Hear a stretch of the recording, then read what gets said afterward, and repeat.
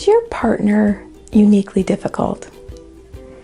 A lot of people come into therapy and say, I'm actually really good at relationships. I have no trouble in my friendships, get along with all my coworkers. The only person that I've ever struggled with is really my partner.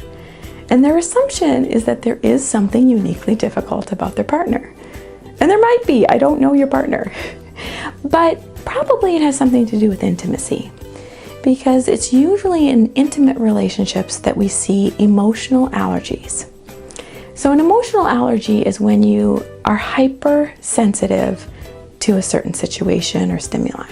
Just like with physical allergies, you're overreacting, and sometimes you can tell that this is like a bigger response than it needs to be.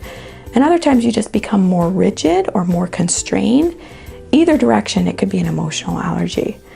But it's critical to understand emotional allergies, to know when they're happening to you, to know what to do about them, and to know how to manage it with your partner, because your partner also has emotional allergies.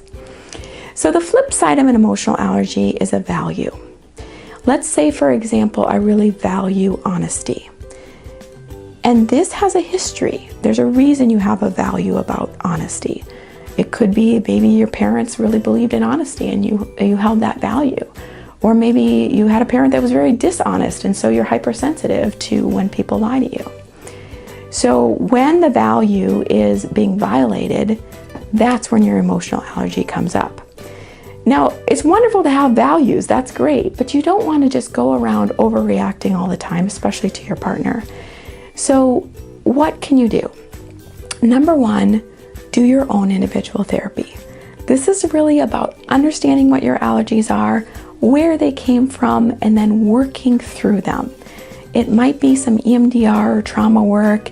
It could just be like understanding it and learning self-soothing skills or attending to your own needs and wants so that you're less reactive. Number two, help your partner with their allergies.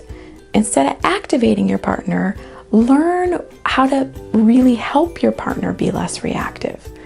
Because we have this unconscious way of triggering our partners.